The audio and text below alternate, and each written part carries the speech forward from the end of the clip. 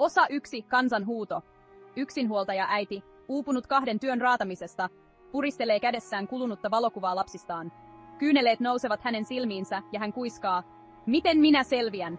How will I survive? Tämä sydäntä särkevä kysymys kaikuu lukemattomien suomalaisten huulissa, jotka kamppailevat Riikka Purran politiikan karun todellisuuden kanssa.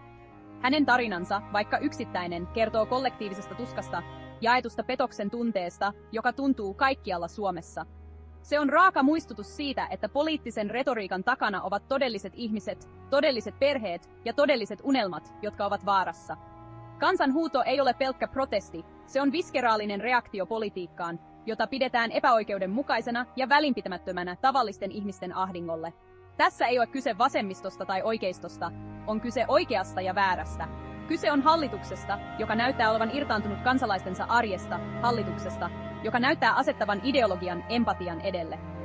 Tämä kuilu on sytyttänyt tyytymättömyyden roihuun, vihan aaltoon, joka ylittää perinteiset poliittiset rajat ja yhdistää suomalaiset kaikilta elämänaloilta kaikuisassa ei-huudossa. Tässä ei ole kyse vain tästä päivästä, on kyse huomisesta. Kyse on perinnöstä, jonka jätämme lapsillemme Suomesta, jonka haluamme tuleville sukupolville. Tuleeko siitä kansakunta, jossa jokaisella on mahdollisuus menestyä, vai tuleeko siitä epätasa-arvon ja yhteiskunnallisen levottomuuden runtelema maa?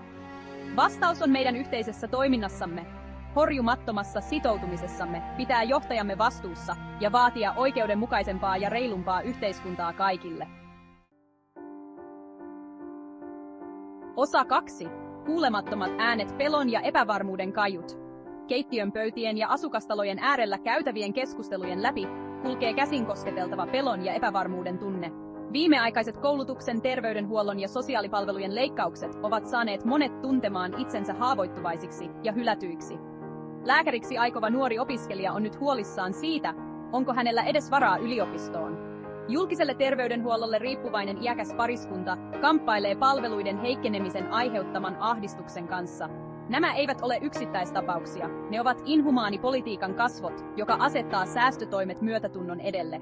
Kansanhuutoa vahvistavat niiden äänet, joihin tämä vaikuttaa suoraan, äänet, jotka usein hukkuvat poliittiseen meteliin. Opettaja, jonka ääni värisee liikutuksesta, jakaa huolensa ylikansoitetuista luokista ja vähenevien resursseista ja toteaa, lapsemme ansaitsevat paremman tulevaisuuden. Hänen sanansa kaikuvat syvältä ja tiivistävät vanhempien ahdistuksen tunteen koko maassa. Sosiaalisten turvaverkkojen mureneminen, joka oli aikoinaan kansallisen ylpeyden aihe, on luonut pelon ja epävarmuuden ilmapiirin. Kansanhuuto on vetoomus tunnustuksesta, vaatimus tulla kuulluksi. Se on raaka muistutus siitä, että jokaisen tilaston, jokaisen poliittisen päätöksen takana on inhimillinen hinta. Nämä tarinat, nämä äänet, on tuotava etualalle, ja niiden on toimittava karuna muistutuksena poliittisten päätösten inhimillisistä kustannuksista. Osa 3. Eripuran siemenet, eripuraa ja tyytymättömyyttä kylväminen. Ehkä kaikkein salakavalin asia Riikka Purran hallituksessa on sen ilmeinen pyrkimys jakaa kansaa. Asettamalla ryhmiä toisiaan vastaan, hyödyntämällä olemassa olevia yhteiskunnallisia pelkoja ja lietsoen pelon ilmapiiriä, he ohjaavat huomion pois Suomen todellisista ongelmista.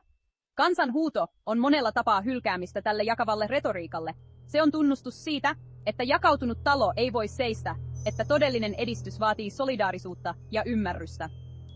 Hallituksen retoriikka, joka on usein lähellä provosoivaa, on luonut epäluottamuksen ja epäilyksen ilmapiirin. Tämä on ilmennyt lisääntyneenä syrjintänä, vihapuheena ja yleisenä yhteiskunnallisen yhteenkuuluvuuden heikkenemisenä.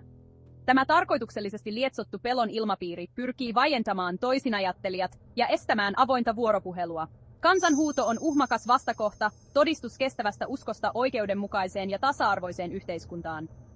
Tämä tarkoituksellinen eripuran kylväminen uhkaa Suomen yhteiskunnan ydintä. Kansanhuudon on kehityttävä liikkeeksi, joka ylittää nämä keinotekoiset jakolinjat ja yhdistää suomalaiset kaikilta taustoilta yhteisen yhtenäisyyden ja yhteisen päämäärän lipun alle.